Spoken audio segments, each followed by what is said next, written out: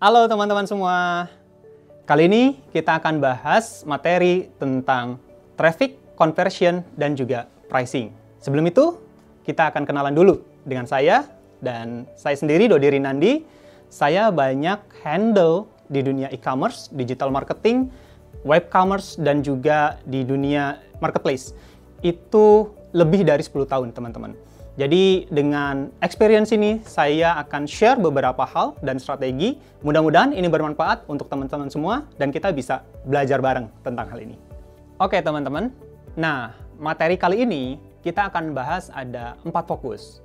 Yang pertama itu ada di e-commerce traffic source, di mana kita akan bahas tentang traffic. Apa itu traffic, dari mana traffic, dan juga apa yang bisa kita andalkan dari traffic itu sendiri. Yang kedua, kita akan bahas tentang conversion, teman-teman. Ini cukup penting, bahkan sangat penting, karena ini menjadi dasar gimana caranya kita bisa mengkonversi dari traffic yang tadi masuk menjadi penjualan. Dan yang ketiga, kita bahas sedikit tentang loyalty program. Karena umumnya banyak sekali loyalty program yang bisa kita andalkan, kita gunakan. Tapi kali ini nanti akan saya kasih beberapa tips mungkin yang memang bisa bekerja untuk di e-commerce, loyalty program apa yang akan berguna. Dan yang terakhir, yang paling penting adalah tentang e-commerce pricing itu sendiri. Jadi gimana caranya kita set up supaya kita tidak boncos, teman-teman. Oke teman-teman, kita akan masuk ke topik yang pertama, yaitu traffic source, di mana kita akan belajar apa sih itu traffic.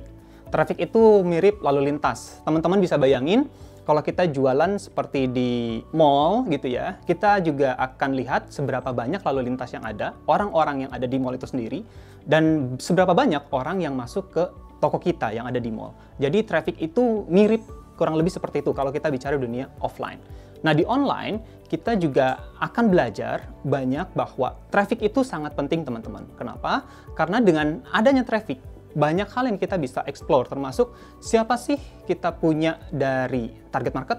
Yang kedua, apa sih yang bisa kita lakukan terhadap target market itu. Dan yang ketiga adalah apa yang paling bisa berguna atau bekerja di target market yang sudah masuk. Sehingga traffic yang masuk ke website kita itu tidak serta-merta menjadi bounce atau menjadi hanya sekedar mampir dan tanpa ada pembelian, teman-teman. Nah, teman-teman, traffic tadi kita udah bahas tentang seberapa penting, dan ada 3 poin, teman-teman, yang saya ingin sampaikan. Kenapa traffic ini menjadi kunci bagi website atau e-commerce-nya kita? Pertama, traffic ini berguna untuk mengoptimalkan marketing strateginya kita. Dalam hal apa? Dalam hal ketika kita membuat marketing strategi, kita harus paham dulu tentang traffic yang masuk, teman-teman. Sehingga ini bisa sesuai dengan apa yang kita harapkan. Karena jika kita menggunakan cara yang salah atau marketing strategi yang salah dan trafficnya tidak cocok, kemungkinan ini akan berdampak terhadap hasil dari marketing strategi itu sendiri, yaitu konversinya kita, teman-teman. Yang kedua, improving dari sisi ROAS atau ROI, di mana kita invest dari iklan misalkan gitu ya, dan dari hasil ini kita kalau trafficnya tidak sesuai, tidak cocok, dan kita tidak sesuai target, akan menjadi rendah hasil ROAS-nya, dan ini berdampak terhadap hasilnya juga yang akan menjadi minim begitu. Dan yang terakhir dari sisi targeting audience, dan kita harus bisa tahu karena kita main di dunia digital, teman-teman, kita juga harus tahu audience targetnya kita tuh seperti apa, behaviornya seperti apa, apakah mereka suka dengan hal-hal hobi yang mungkin similar atau mungkin berbeda dan lain-lain. Sehingga dengan traffic yang tepat, kita bisa memanfaatkan hal ini menjadi konversi yang lebih baik dan menjadi sumber dari penghasilan di toko kita atau di website kita menjadi lebih baik juga. Nah, sumber traffic itu ada banyak, teman-teman. Mulai dari direct traffic, yaitu traffic yang masuk ke website atau store kita. Yang kedua, referral traffic. Yang ketiga, ada organic search. Yang keempat, ada paid search atau iklan berbayar. Yang kelima, dari sosial media. Dan yang keenam, biasanya dari direct traffic di email atau marketing gitu ya. Nah, dari semua traffic yang ada ini, teman-teman, itu saya punya pengalaman yang akan saya share adalah ada 2 traffic yang mostly sangat berguna untuk kita atau menunjang bisnis kita, yaitu dari organic search dan dari paid atau iklan berbayar.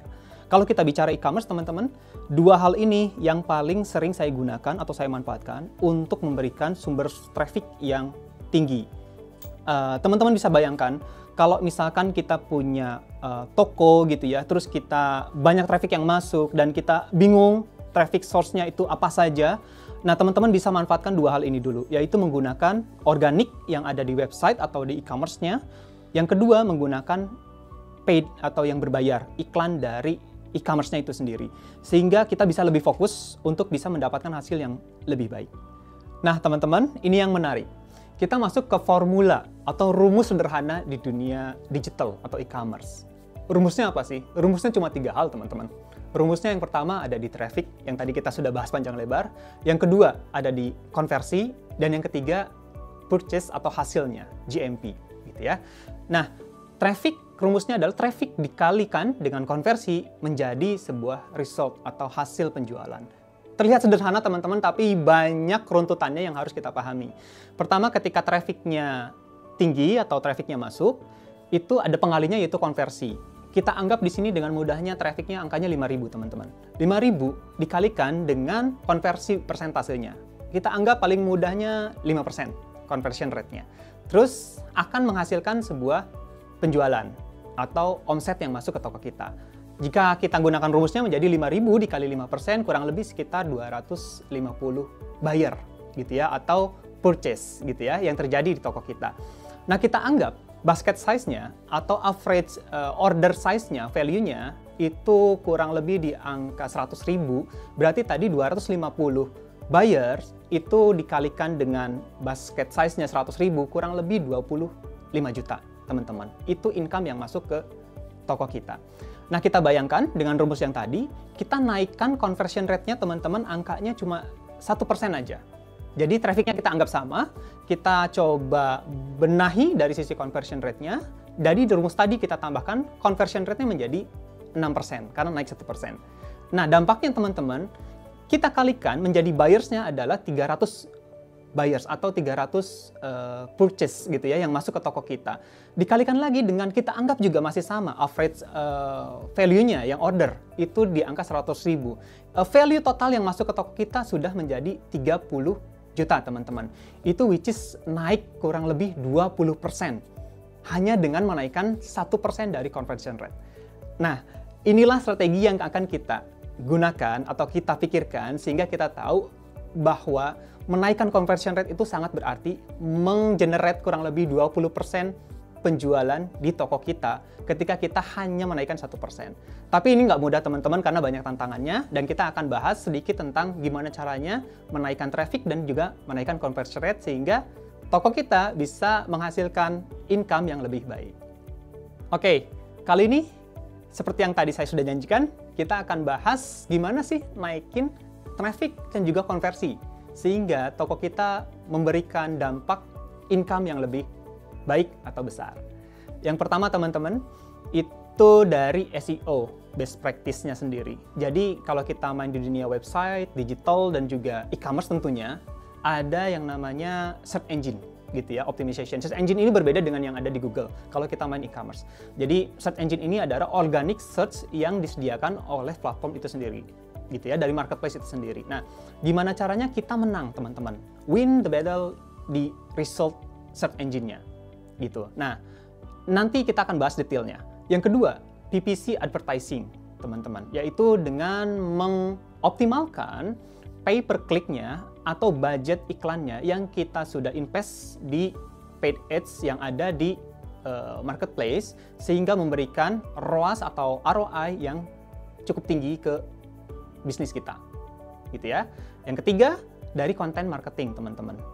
Konten marketing ini penting karena gimana caranya orang terinfluence untuk bisa mau beli produk kita teman-teman. Tanpa konten marketing biasanya orang nggak akan aware apa sih perbedaannya, apa sih keunggulannya, apa sih benefit yang didapat gitu ya. Tapi dengan konten marketing orang akan lebih aware dan menjadi tahu dan bahkan memberikan desire untuk membeli produk menjadi lebih tinggi. Yang keempat adalah social media engagement. Ini penting teman-teman karena teman-teman bisa bayangkan kita cuma berkutat di dunia marketplace aja gitu ya tanpa memberikan external effort yaitu dengan sosial media. Karena sosial media ini menjadi penunjang teman-teman. Dan sekarang sudah banyak sekali yang sudah terintegrasi dengan mudahnya.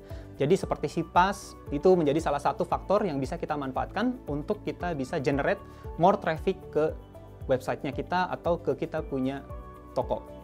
Dan yang terakhir, dari special campaign. Ini tentunya penting karena promosi, campaign, dan juga harga gitu ya, kadang-kadang menjadi penentu utama ketika orang sudah aware dengan produknya, orang mau check out, dan dia pikir-pikir lagi, apakah produk ini worth it untuk saya beli, apakah harganya juga pantas, sesuai, dan lain-lain. Jadi, special campaign ini juga penting untuk men-trigger di sisi terakhir, teman-teman. Sehingga customer menjadi lebih percaya, puas, dan akhirnya membeli tanpa ragu, memperbanyak juga, dan mungkin repeat juga untuk bisa beli di toko kita. Kita akan masuk ke strategi untuk meningkatkan traffic sama konversi yang tadi. Dan bahasan kali ini adalah gimana caranya memperbaiki dari sisi search engine, gitu ya. Yang pertama, teman-teman, itu gunakanlah deskripsi yang relevan dan keywords yang relevan di dalam menentukan sebuah upload produk atau ketika upload produk, gitu ya. Jadi judulnya teman-teman harus gunakan beberapa metode. Ada beberapa yang saya sarankan. Pertama, biasanya awal kata itu menggunakan kata-kata yang berhubungan dengan brand, gitu ya. Yang kedua, biasanya menggunakan dari sisi tipe produk, jika ada, tipenya apa, gitu ya, atau kategori produknya apa. Yang ketiga, baru kita masuk ke arah keyword yang relevan atau kata-kata yang relevan yang dengan produknya itu sendiri berkaitan erat. Dan yang terakhir, saya sarankan baru menggunakan dari sisi packagingnya. Bisa itu 1 liter, 1 kilo, 100 liter, dan lain-lain. Gitu. Nah, contoh yang saya ambil di sini adalah Sikalup 227 pelumas pembersih anti karat Grace Sikalup 360 ml. Nah, jadi di sini kalau kita bedah dalam konteks title-nya, kita menggunakan beberapa masukan, teman-teman, atau data. Yang pertama, Sikalup itu salah satu bagian dari brandnya dan juga tipe produknya, yaitu pelumas, gitu ya. 227 itu kodenya, sehingga ketika orang cari typing produknya, itu kemungkinannya akan lebih banyak keluar hasil pencariannya. Yang ketiga selanjutnya adalah dari sisi keywords tadi yang relevan. Jadi Sikalup ini merupakan sebuah pelumas dan juga pembersih, ada anti karatnya, dan makanya kita masukkan keyword-keyword yang relevan, teman-teman. Ada pelumas, pembersih, anti karat, dan grease. Karena kadang-kadang keyword grease ini juga menjadi salah satu top keyword yang dicari di marketplace, sehingga kita masukkan. Dan juga ada Sikalup. Nah, di sini teman-teman bisa lihat ya, kenapa Sikalupnya ada dua. Yang satu pakai spasi, yang satu tidak pakai spasi. Ini untuk memberikan hasil pencarian yang maksimal, teman-teman. Kadang-kadang algoritma dari masing-masing search engine ini berbeda. Mereka ada yang membaca tanpa spasi menjadi satu kata, ada yang satu kata digabungin. Jadi kita ambil dua kemungkinan ini sehingga hasil pencariannya akan lebih optimal, gitu. Nah, selanjutnya ada dari deskripsi dari produk itu sendiri, teman-teman, yang harus dioptimalkan dengan memberikan banyak informasi berupa produk itu sendiri. Ada juga USP yang dimasukkan, yaitu unique selling point-nya dari masing-masing produk, sehingga customer aware apa sih kegunaannya, benefitnya, dan juga apa yang bisa didapatkan dari produk ini ketika dia membeli, gitu ya. Dan selanjutnya ada dari sisi konsistensi dari strukturnya. Jadi teman-teman ketika sudah menemukan patternnya, title di strukturnya, itu diharapkan konsisten digunakan di produk yang lain juga. Sehingga ini memberikan kemudahan search engine menggenerate dari toko kita, dan kita menjadi lebih mudah untuk bisa ditemukan ketika ada pencarian dari customer. Oke, baik. Selanjutnya, kita akan bahas tentang PPC advertising atau pay per click biasanya, teman-teman ya.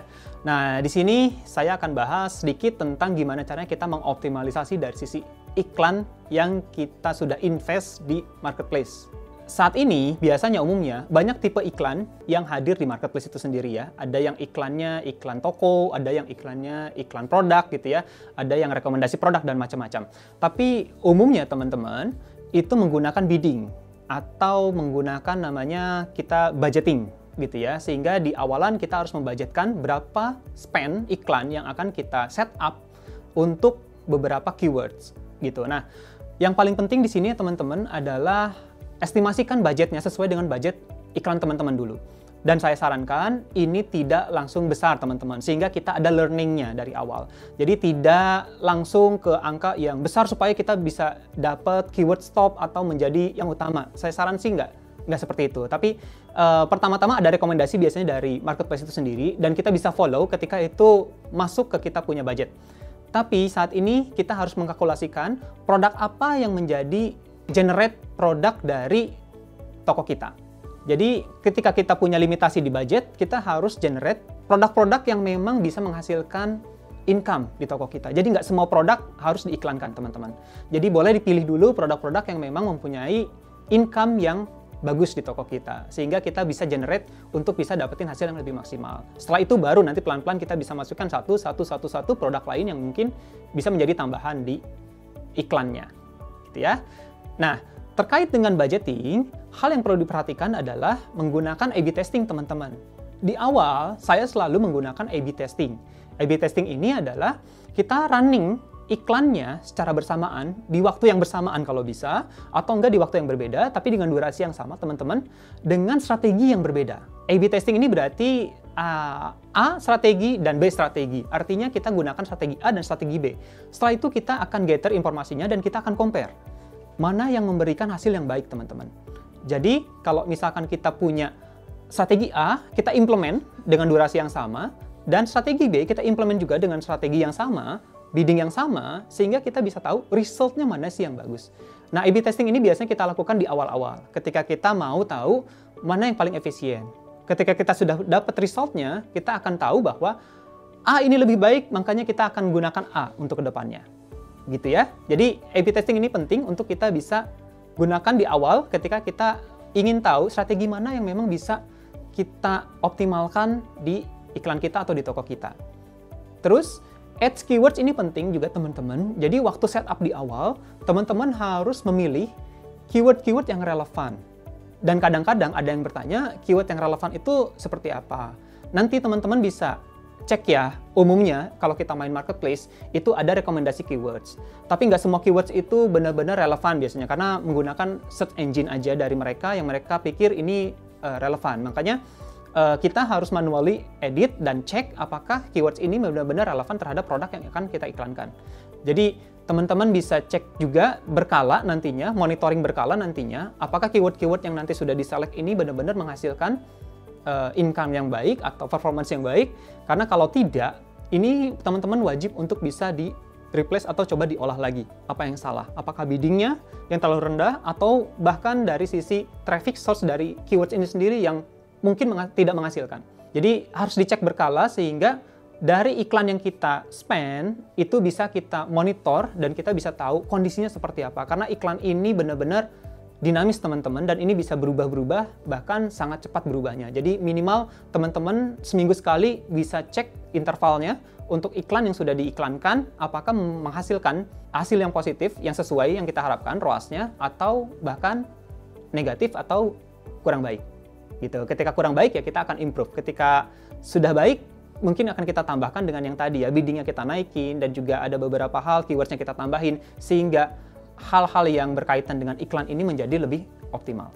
Dan satu lagi, teman-teman, ada namanya kita bisa manfaatkan CPAS, yaitu collaborative ads di luar dari e-commerce itu sendiri. Dan biasanya ini sudah integrasi dengan Meta, teman-teman, umumnya. Dan kita masih bisa iklan untuk di marketplace di luar dari marketplace itu sendiri. Jadi kita bisa tarik iklan dari Meta, di mana Meta ini bisa kita iklankan untuk beberapa placement ya, seperti Instagram, Facebook, dan juga YouTube gitu ya. Sekarang sudah terintegrasi, sehingga kita bisa mengenerate link dari mereka masuk ke toko kita secara langsung.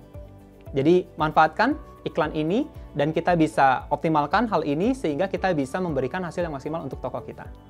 Teman-teman, kita akan bahas konten marketing yang tadi sudah kita bahas di awal. Jadi strateginya di sini, konten itu penting untuk bisa kita deliver dan customer bisa tahu, karena jualan di digital itu jualan konten, teman-teman. Gitu ya, tanpa orang tahu barang fisiknya seperti apa. Yang pertama, in product video. Saat ini umumnya di marketplace itu menyediakan satu fitur di mana kita bisa menyimpan video di masing-masing produk kita. Ini penting, teman-teman. Jadi teman-teman bisa upload minimal satu video sehingga di setiap produknya customer bisa lebih luas dengan melihat video, tidak cuma gambar.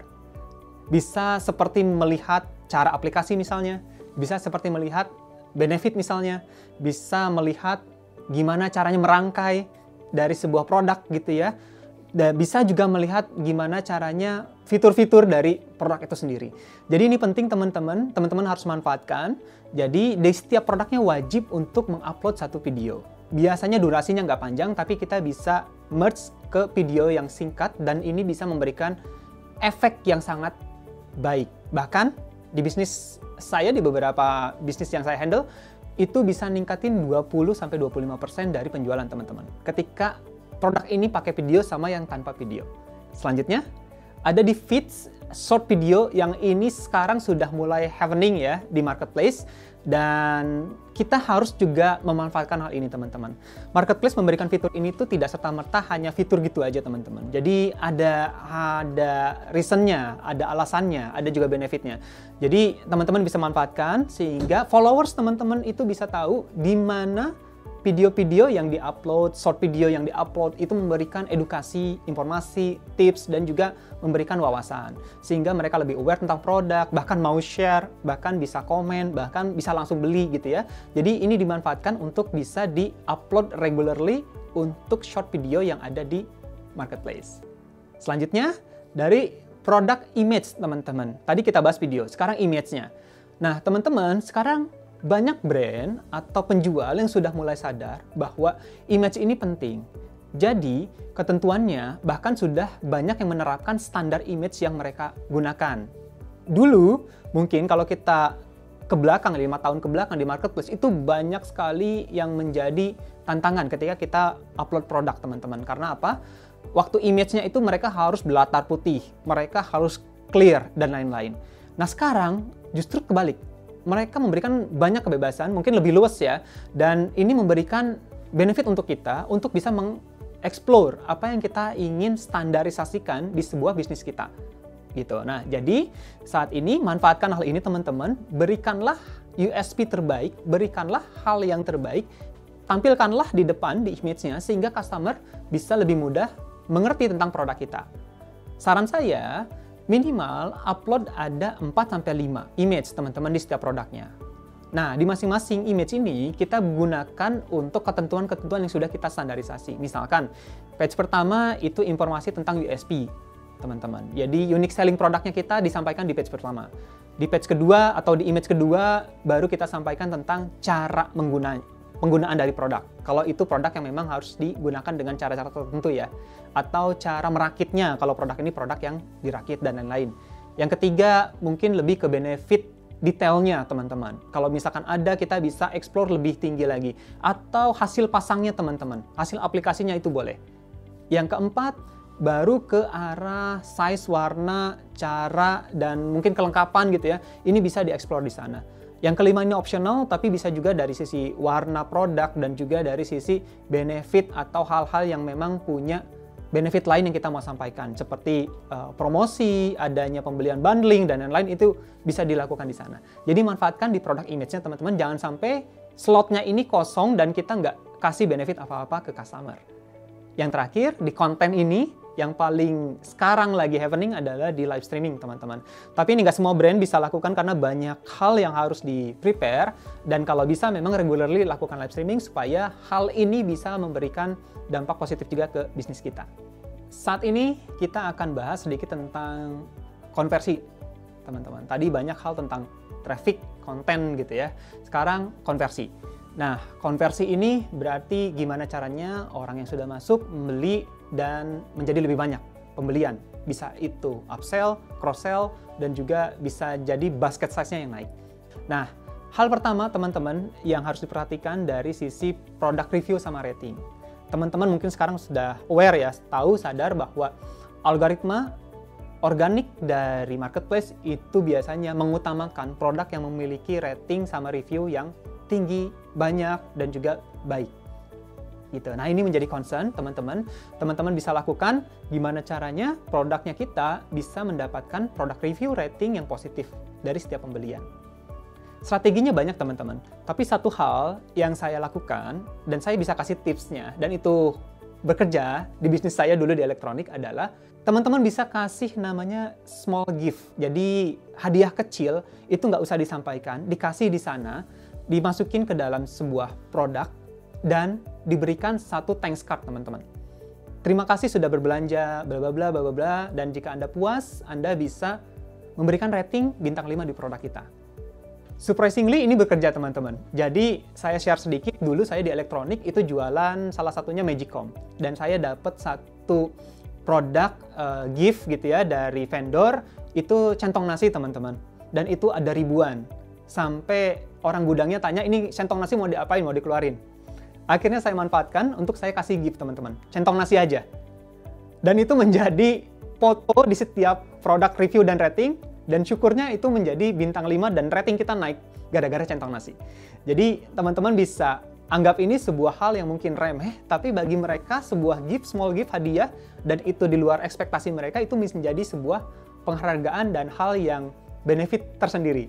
Jadi teman-teman bisa coba cari gift apa yang menarik, kasihlah di sana, kasih thanks card-nya, dan secara nice kita bisa bilang jika Bapak Ibu puas dengan produk kita, bisa berikan rating bintang 5. Karena sudah ada gift-nya, otomatis customer akan lebih mudah untuk memberikan rating daripada tanpa apa-apa.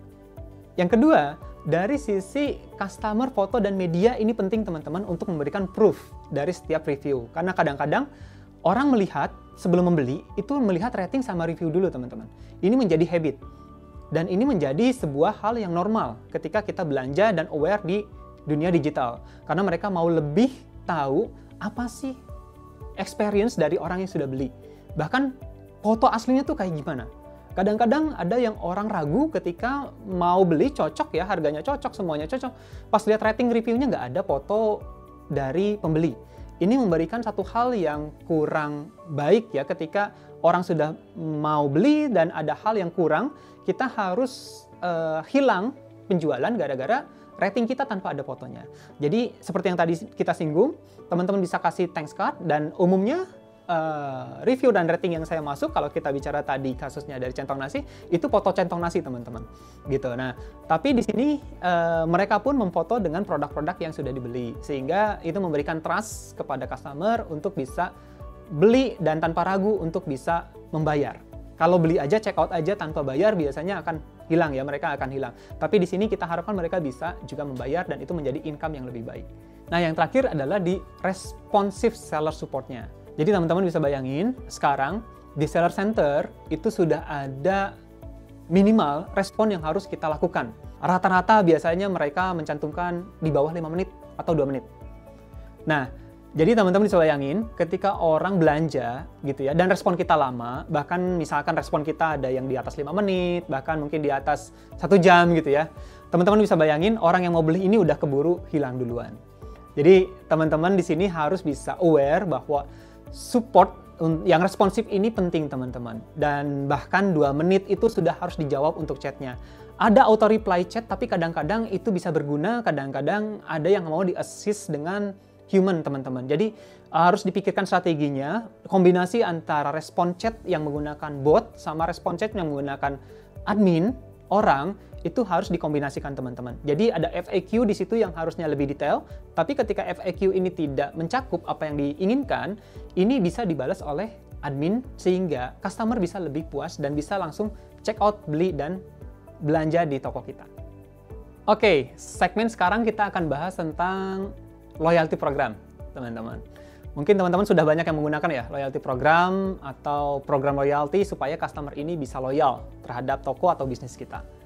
Nah, beberapa hal saya mau sampaikan yang mungkin bisa berguna untuk kita dengan loyalty program ini adalah dengan memberikan spesial promosi, diskon, voucher untuk customer-customer yang sudah membelikan uangnya atau membelanjakan uangnya di toko kita, teman-teman. Jadi, special promotion ini hanya untuk orang-orang yang sudah beli. Jadi, kita harapkan orang menjadi loyal dan menjadi repeat untuk pembelian kembali di toko kita. Jadi ini bisa dimanfaatkan untuk teman-teman, jadi bisa kasih spesial kupon, promosi, bisa broadcast dan lain-lain. Dan segmen broadcastnya bisa dibilang atau dicari di target untuk orang yang sudah belanja di store kita. Dan berikanlah spesial benefit dan promosi ini untuk orang-orang tersebut. Sehingga orang-orang ini menjadi serasa terpilih gitu ya. Mungkin kata-katanya juga bisa dirangkai bahwa selamat Anda terpilih karena Anda sudah belanja di tempat kita, bla bla bla, sehingga Anda mendapatkan spesial diskon. Tapi ingat teman-teman, diskon ini harus punya limitasi waktu ya, sehingga memberikan hal yang positif untuk bisnis kita. Jangan sampai terlalu lama, karena kemungkinan orang akan cenderung mengabaikan karena masih lama dan ujung-ujungnya bisa lupa. Yang kedua, exclusive access teman-teman. Jadi loyalty program ini biasanya kita memberikan benefit akses yang eksklusif. Contohnya gimana? Contohnya kalau di bisnis building materials misalkan gitu ya, kita bisa memberikan benefit akses untuk bisa di training secara online atau bahkan di visit ketika jaraknya memungkinkan. Jadi ketika orang ini beli produk A, nut misalkan keramik gitu ya, dan mereka bingung cara pakainya karena ini produknya baru atau premium, jadi kita bisa support untuk bisa memberikan eksklusif dari training atau aplikasinya gitu, bisa menggunakan online, offline, dan lain-lain. Jadi teman-teman bisa pikirkan di bisnisnya kira-kira eksklusif akses apa yang bisa menjadikan trigger untuk bisa memberikan benefit lebih untuk orang yang sudah beli dan bisa memberikan loyalty program di bisnisnya. Yang ketiga adalah dari free shipping. Ini umum teman-teman. Bahkan ini menjadi satu hal yang sedikit wajib ketika kita masuk ke dunia e-commerce karena orang-orang biasanya melihat dulu ada free shippingnya apa enggak. Nah, free shipping di sini ketika kita bicara loyalty adalah orang ini mendapatkan spesial lagi shipping yang tanpa harus, karena biasanya ya setiap user itu punya ketentuan atau marketplace punya ketentuan, itu ada batasannya teman-teman. Gitu. Dan kadang-kadang batasan atau limitasi ini tuh bisa memberikan hal yang kurang baik terhadap bisnis kita. Ketika orang check out ada shippingnya, orang menjadi pilih toko lain atau hal lainnya. Jadi eksklusif di sini free shippingnya kita berikan ketika orang ada pembelian ulang. Gitu ya. Atau bahkan untuk produk-produk yang besar, kita bisa memberikan satu hal yang baik, yaitu shippingnya bisa kita antarkan atau free ketika orang ini belanja dengan minimal pembelian sekian dengan armadanya kita. Misalkan seperti itu. Jadi loyalty program untuk free shipping ini bisa kita customize, disesuaikan dengan purpose dari bisnis kita dan juga kategori dari bisnis kita. Yang terakhir, dari sisi free gift atau sampel, teman-teman. Jadi, loyalty program ini kita bisa berikan juga kepada orang yang sudah beli, dan selanjutnya orang ini bisa kita kasih sampel gratis, gitu ya, atau coba gratis, atau hal-hal yang berkaitan dengan produk-produk yang trial, teman-teman, ke purchase atau buyer yang sudah beli produk. Jadi, ini bisa dijadikan satu program yang memang bundle untuk orang-orang yang sudah beli, sehingga kita harapkan loyalty program ini bisa memberikan eksklusivitas untuk orang yang sudah beli ke bisnis kita. Oke, baik teman-teman, kita masuk ke sesi terakhir, dan sesi ini sesi yang cukup hot nih teman-teman, karena kita berbicara tentang pricing, gimana caranya setup pricing di e-commerce teman-teman. Ini jujur, ini bukan pakem yang memang wajib diikuti, tapi ini hanya saran, tips gimana caranya kita bisa memberikan hal yang baik untuk bisnis kita dengan membentuk struktur harga yang bagus. Nah, saat ini yang pertama teman-teman, sebelum kita setup pricingnya, biasanya kita tentukan dulu biaya-biaya yang ada teman-teman. Biaya-biaya yang mencakup dengan produk yang akan kita jual. Seperti misalkan kita listing, biayanya tuh apa aja sih dari produk ini? Biasanya HPP ya, pasti. Terus ada biaya apa nih? Misalkan iklan kita masukin. Atau ada biaya-biaya yang terlihat apa nih yang dari bisnis kita masukin juga. Yang kedua, kita tentukan biasanya margin minimalnya teman-teman. Sehingga waktu kita punya setup pricing, kita bisa menentukan level marginnya kita tuh di berapa, sehingga kita tahu bahwa dengan harga ini kita bisa menentukan harga jualnya, gitu ya. Jadi setup margin ini juga memberikan benefit untuk bottom price levelnya kita nanti teman-teman. Jadi kita masih bisa pegang margin meskipun kita jual dengan harga bottom. Yang ketiga, set pricing ini harus juga ada riset sedikit teman-teman untuk memberikan masukan tentang pricing dari kompetitor atau produk jenis. Jadi waktu kita set pricing, kita harapkan pricingnya kita ini menentukan kita ada di level mana teman-teman. Kalau kita premium mungkin kita bisa lebih tinggi. Tapi kalau kita masih ada di level tengah, ya kita harus kompetitif. Tapi kalau kita mau segmennya ada di bawah, kita mungkin harus bisa lebih rendah. Jadi ini tergantung dari produk yang teman-teman akan set juga nantinya. Dan ini harus di set di awal sehingga kita tahu end price-nya kita itu ada di level yang atas, premium kah, di medium, atau di yang bawah. Oke ya. Nah, selanjutnya kita masuk setelah kita coba rangkum tadi semua harganya dan kita sudah tentukan juga harga kompetitor dan lain-lain. Biasanya kita akan mulai hitung-hitungan teman-teman. Dari sisi HPP-nya berapa, terus juga estimasi feasible cost-nya berapa persen gitu ya. Menggunakan persentase itu lebih mudah teman-teman, karena mungkin dari satu harga produk ke produk yang lain bisa jadi berbeda. Tidak sama gitu ya. Jadi menggunakan persentase mungkin akan lebih mudah.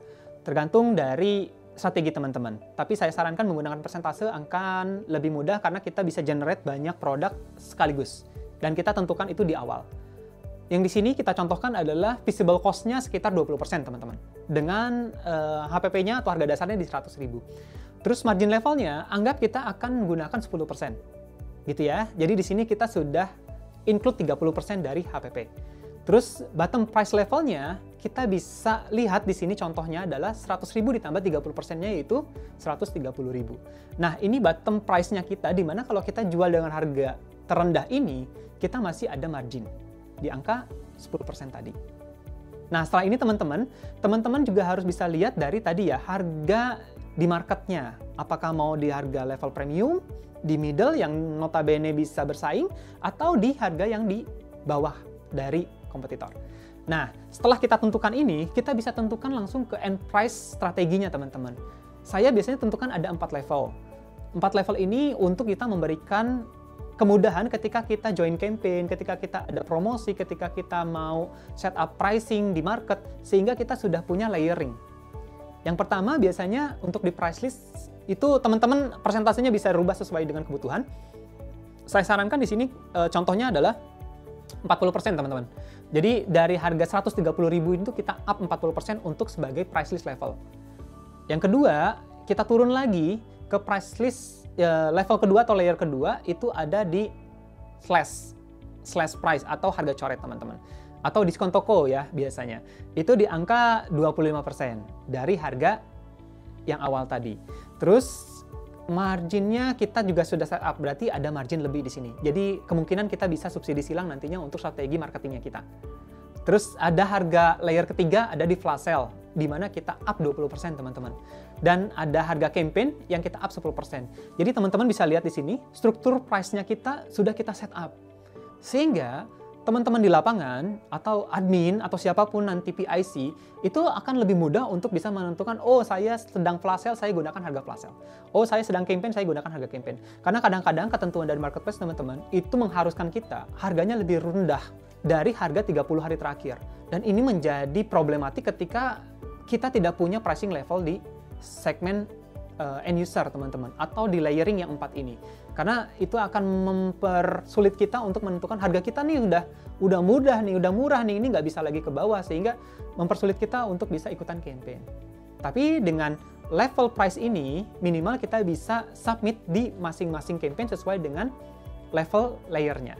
Dan paling diingat teman-teman, ada 10% gap mungkin untuk additional special campaign ya, jika ada. Jadi teman-teman bisa sisakan 10% lagi untuk special campaign jika ada.